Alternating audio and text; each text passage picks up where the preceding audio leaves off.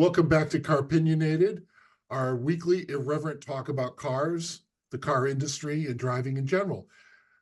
So, my name's Doug Stewart, and I am the senior digital content producer for Fox 61 in Hartford. Joining me are Glenn Packman of Fairfield County, noted car enthusiast and improv comedian, and Jeff Buckles from Chicago, WBBM in Chicago, and also a car enthusiast. So, gentlemen, for our first topic that we're going to talk about is the Ford Explorer, which is another one of those vehicles that just keeps going along and feels like it gets better in every iteration. So, Glenn, I was wondering if you could give us a short history of the Ford Explorer. Absolutely. The Explorer was introduced in 1990. At that point in time, the SUV was just something coming onto the horizon. So it was something very fresh and very new. Car did well. It continues several generations to be sold today. The big bread and butter period of the Explorer was 96 to 2003, with the year 2000 being the highest sales. They sold 445,000 Explorers in 1 year. Okay, that is very impressive. Just as a sidebar, the least impressive sales year, let me check my sheet here, was, yes, 2009, where they sold only 52,190 Explorers. And that was also, oddly enough, on the heels of a next generation being introduced. Why might this be? Because that's when we had that tremendous spike in gas prices. And suddenly Americans got very conscious about their driving habits, and the Explorer was only getting 15 miles to the gallon in the city and 21 on the highway. That being said, the car is a workhorse. Continued to be produced today. With the fifth generation, I believe it was, the Ford started selling police interceptor models, which are still being used on the road today. Plenty of them. What's that? Plenty of them. Plenty of them, yes. We see them around here all the time here in lovely Fairfield County. Yeah, the car has definitely gotten bigger over the years, like anything else. Started off with a more compact size. Generally speaking, it's followed sort of the same size thing as the Toyota Highlander, for example. It's just generally gotten a little bit larger, but cars do that in general. Also spawned a bunch of clones and connected models, such as at the very beginning, the Mazda Navajo was essentially just a very simply rebadged Explorer, but that's when Ford and Mazda were one company. They aren't anymore. But besides the Navajo, the Lincoln Aviator and the Mercury Mountaineer were also based on the same platform. The Mountaineer, not so much of a change. The Aviator, obviously, a much different take on the car, much more luxurious. A very important car in Ford's lineup for all of these years. Yep. And Jeff, you were recently privy to the introduction of the 2025. Is that 2025? Yeah. Okay. Which is a mid-cycle refresh. Tell us what you saw. So we were very interested in the new Explorer because all Explorers, along with the Lincoln Aviator and the Interceptor utility, are built in Chicago at a plant on the far south side, and I think I said this in a previous edition of Car-Pinioinated, has been around. The plant has since 1924 and has been started building Model Ts and has produced pretty much every car in the lineup. It built the Taurus for a really long time, and now it builds this car. So we in Chicago were very interested in what the 2025 Explorer looks like. And it's not, as you suggest, a massive revamp of the car.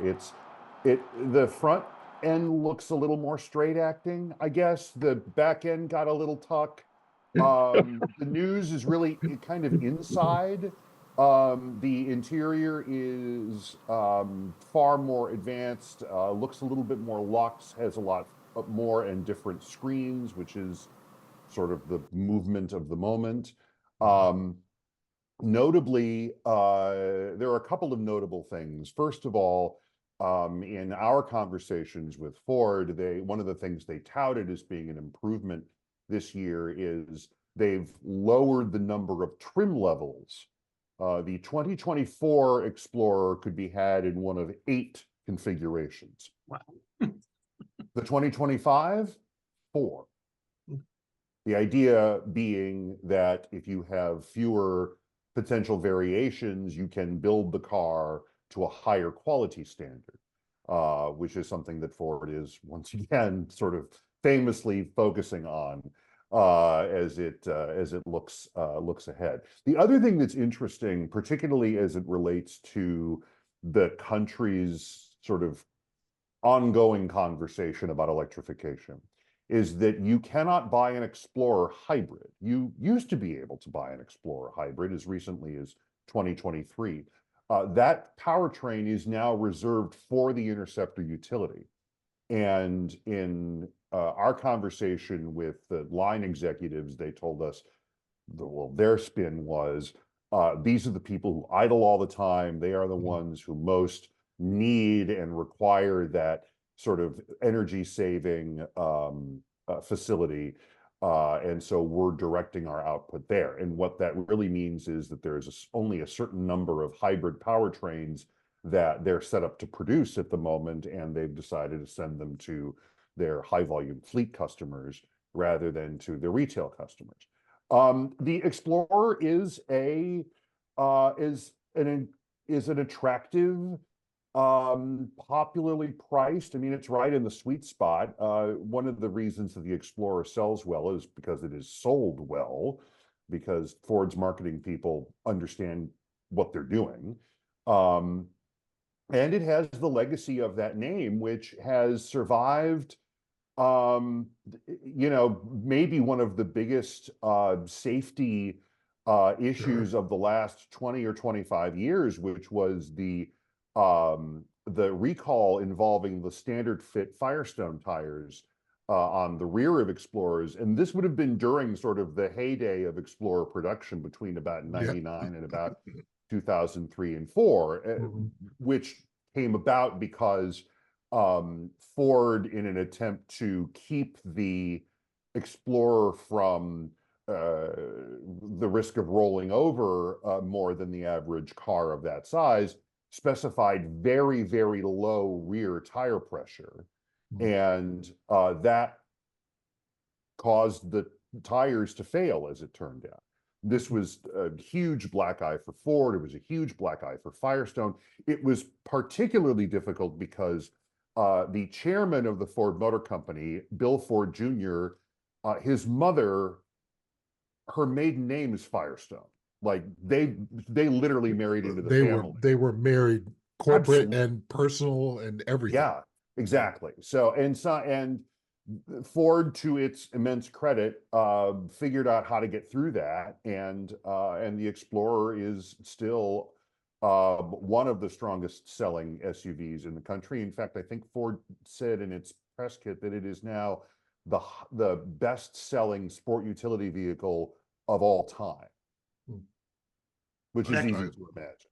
And not bad for something that started out looking like a stretched Bronco 2. Yeah, Glenn, in 2020, CNBC reported that fact that Jeff just said, that at that point in time it was the best-selling SUV. Yeah, yeah. And I think more often, mostly because that's the nameplate that's continued, right? Yeah. The Grand Cherokee has probably in there. I think Grand Cherokee sits a little bit higher class-wise, maybe at the time when it first came out, maybe a little bit higher, but the Blazers come and gone, and there's been Blazer and Trailblazer and Traverse and yeah.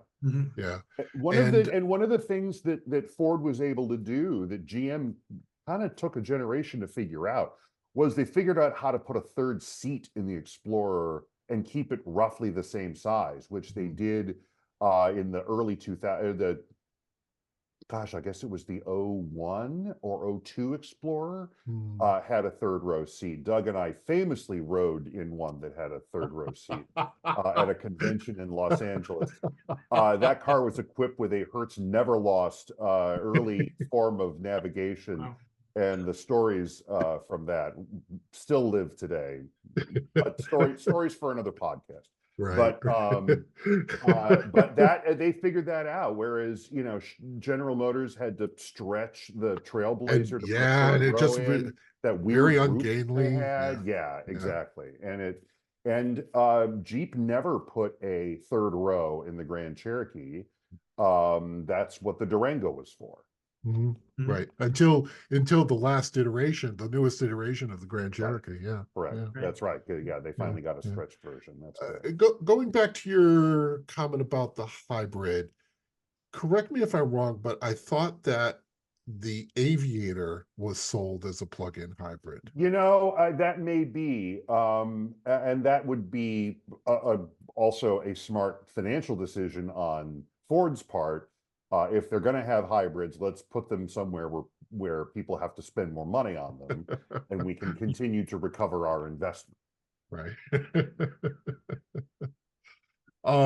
So I had two Explorers for work, a 96 and a 99. Mhm. And both of which I really liked. I thought they were a great size. You know, you could stow all the stuff you wanted in them. And, you know, just were really rugged and dependable. That was my impression at the time. The one was a kind of a gold color and the other was a blue. We traded it in and I got a Jeep Grand Cherokee of the 2003 era, which I liked the Grand Cherokee a lot, but it was much smaller inside. You know, that kind of space and back was a lot smaller, and I missed having that space. But Jeff, you've mentioned before that you had a Mountaineer. I did a '98. I traded in, or rather, I had a lease car. Actually, it was I was leasing a Honda Civic at the time. I was broke. It was the '90s, and I wound up leasing a new Mountaineer, and got a really fantastic deal on it. And I had been cross shopping Explorers and Grand Cherokees and even a Pathfinder at that point. And the thing that I loved about the Mountaineer, which in the trim that I had was roughly equivalent to an Eddie Bauer Explorer. The thing that I liked about it, and kind of the secret sauce of that car, was its ability to kind of do everything pretty well. Like mine was red, kind of that darker red with a like a charcoal colored lower body and a tan cloth interior. It was nice. It was sharp. It was comfortable, and it had the kind of big chrome dish wheels that they all came from at that time. And it had the last application of the venerated 5.0 liter Ford V8 engine. And it had, and this was at a time when gas was like $1 a gallon. It was terrific. It got out of its own way. It sounded fantastic. It looked really good when I would go out to dinner, and you know, pull up at the restaurant, and it looked pretty nice. And I was remodeling a house at that time, and it was great for taking stuff to the dump or picking up things at Home Depot. It could kind of do everything and do it all pretty well. Right. I every now and then I'll see one on like Craigslist or Facebook Marketplace and think, oh, geez, I'd like to have one of those. And in fact, so my dad ended up buying that car for me off the lease, and his wife drove it for years. And then she gave it to her daughter, and she drove it for years. And that thing lasted forever. The rear bumper rusted off, as many of them did. And, you know, of course, you know, a life in Michigan and Illinois isn't going to be kind to cars anyway. But that thing lasted forever. It was great. I would buy one tomorrow, probably. It's funny you say that, and it brought a memory. I I have a neighbor who has, if you wanted to go down a checklist of failed automotive choices, this guy, you know, went from a Honda that leaked oil onto the street, had to put a Oh my pan God. underneath it. Um, Traded that for a Jaguar of the early 90s. And like, Come on. Oh. He has only It- himself to blame for that one. yeah, exactly. Yeah. And he ended up with an Explorer, and like I think it was an XLS for some reason. I seem to remember that. Got it. And he either got hit or the bumper like rusted off, and it landed he on my sidewalk, like literally on my sidewalk, and I was like, no, this is not going to happen. And I pushed it into the street, so it was basically, you know, right at the edge. I'm like, no, no. And I went over there and like, you got to get the car and the bumper out of here. But I think this is yours. yeah, exactly, exactly.